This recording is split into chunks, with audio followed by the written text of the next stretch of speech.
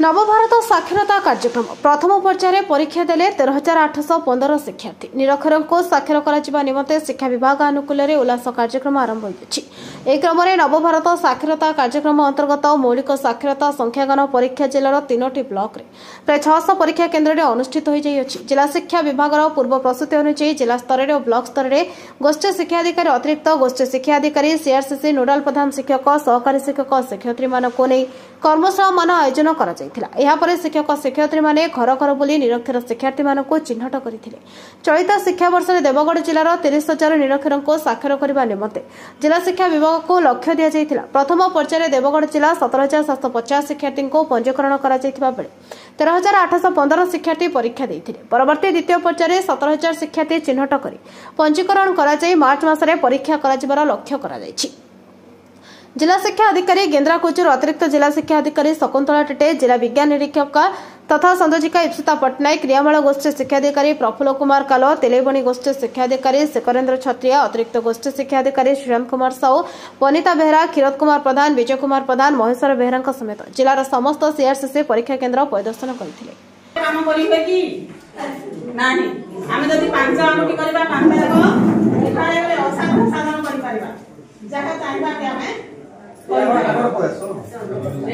शिक्षा एमती गोटे जिनिस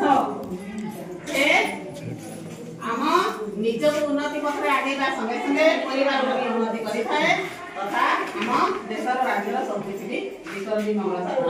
करें। तेणु आम महात्मा गांधी उद्देश्य थिला देश को इंग्रेज बंगाल स्वाधीनता आने गोटे मुख्य उद्देश्य थिला निरक्षरता दूर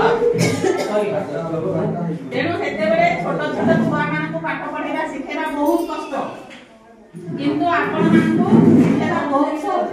कहीं गोटे जिन भल मत विचार शक्ति आपण आसी जाए ना नहीं माने से छुआ मैंने घर भी बस नथे पढ़ु नथे एकदम केते कोन ये कर मना होतबो किंतु आपण माने जानि जे शिक्षार महत्व कोन जानि बोली आज हमर साहस ना नहीं तेणु से कहीं आम मान भितर जहाँ लक्ष्य करुचे आपण मान मनरे शिक्षा प्रति सचेतनता सेतिकिटा अछि मानसिकता सेतिकिटा अछि जदि सेतिकी नथांता कहीं आज एमिति समस्ते पहुंचे नथांते आउ भी देखिबे जेतेबेले कि सरकार हमरो करा जाय कि एमिति पाठ पढ़वा पई गोटे गोटे जगह को डका जाय कि आज किछि परीक्षा करबा परीक्षा धरंतु आमे कहबा जे हमर तो बही एबे देले पाठ पढ़ा एइनी केमिति परीक्षा दे के बही पाइले अर्थ आमे जानिबा जे आपण मानकर पूर्व ज्ञान कोन अछि कोन कोन ठीक जानि जंती तापर एमिति मध्य हमर जे वॉलंटरी टीचर अछंती आपण मानको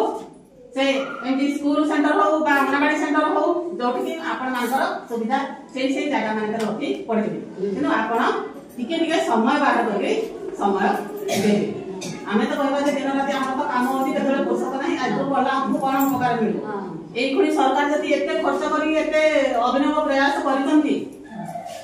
समय आसीबो भी से भत्ता बन न करदेबो बोली माने अछि कि हैला तेणु सरकार को जति ए चेष्टा आमे बलवत्तर करबा दरकार सफल करबा दरकार तेणु एति जति करि पाइला दो चेष्टा लाग सरकार को हो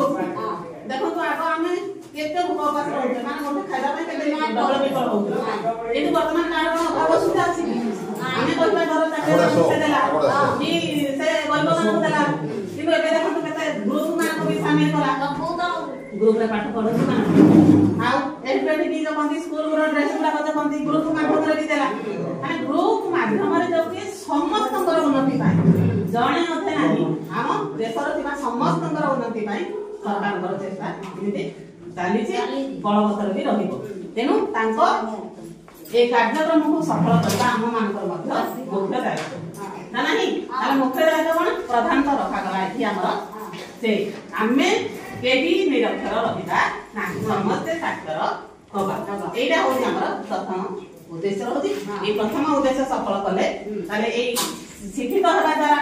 आमे गाँ गहली जाउनी बस रे जाउनी से हमर कोन करि पारबा से बस रो ना देखि बस केनतो करि पारबा ओ जगह को आमे जिबा बैंक को जाउनी बैंक रे भी काम रहि पारिबो जे हमर केते टका छैला केते टका उठैले केते टका आउ रहिला ओ बाबद रे आमे देवगढ़ टिकेश्वर गुरुंका रिपोर्ट नयवती टीवी।